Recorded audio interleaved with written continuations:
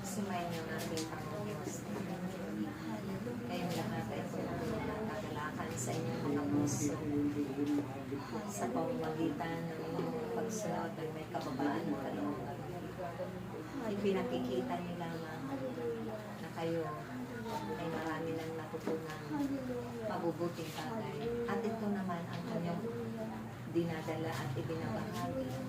Lagi at ipinapalaganap sa inyong mga kapwa sa inyong ganun din ang pag-ibig sa isa't isa. Ito rin ang lagi ninyong hinihingi sa Diyos na hindi kayo mauubusan ng kanyang pag-ibig upang maganap ninyo at puno kayo ng kagalakan ng inyong mga pagpunin at pag-iibigan sa isa't isa, pagkakaisa at pagtutulungan. Dahil ayaw ng Diyos na kayo ay magkabahaging Panginoon. Bakit kayo tinipon niya sa kalukuhan? Dahil sa maraming kadahilanan natin. At ito ang isang tungkulin ninyo na narapat ninyong tatandaan natin na kayo man ay isa sa kanyang itinakda. At patuloy pa rin siyang mahihirang tatawag ng mga tagapaglingkod tulad ninyo. Kung kaya kayo man ay maging isang ehemplo sa inyong mga paggawa tulad ng kanyang bugtong na anak. Mahirap man bilang tao, subalit nararapat pagsumikapan ng tawag isa upang sa kabila ng lahat na ninyong natiisin ang pagpapagal, pagsasakripisyo, kayo'y may inaantay ang mga ganting pagpapala na nakamula sa Diyos. At yan ay nalalapit na aking upang ito man ang magiging daan na kayo'y makakayo sa iba't ibang sulong ng sanglibutan.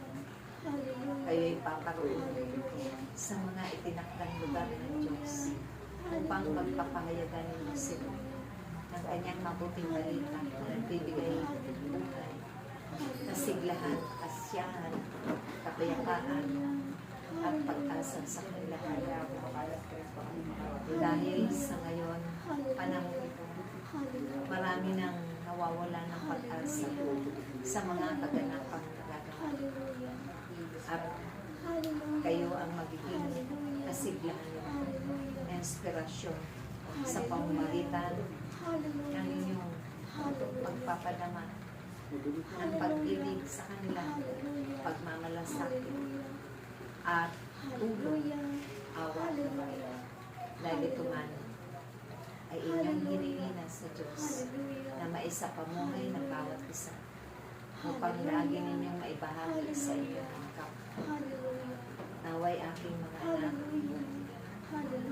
hanggang sa wakas ng inyong mga buhay, huwag ninyong kaliligtaan dahil ang manalangin. Hindi lamang ang pagdalita ng ating panalasang purusa. Ganon din, ipanalangin ninyo ang mga kaluluwa na sinapin nila ang kanilang kamatayan. Hindi pa kilala ang pangalan ng Diyos. At sa ngayon, sila man ay naroon pagagala-gala pa sa sanglibutan. Naghahanap ng liwanag, kaya't sa pamamagitan ng inyong sama-sama at pagkakaisang pananalangin, tunay na masusumpong ang ilang liwanag. Kayo ang magdadala sa kanila sa kaliwanagan. Hahanguin ninyo silang lahat na mga kapwa-tao ninyo sa kadiliman tulad ng paghango ng Diyos sa bawat isa sa inyo.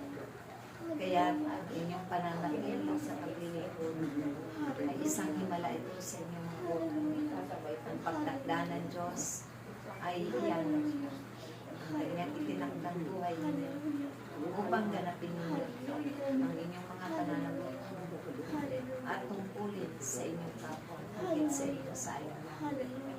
Magdalanawa kayo lagi ng kapayapaan at pag-ibig sa bawat kapwa na naroon sa bawat pag-ibig.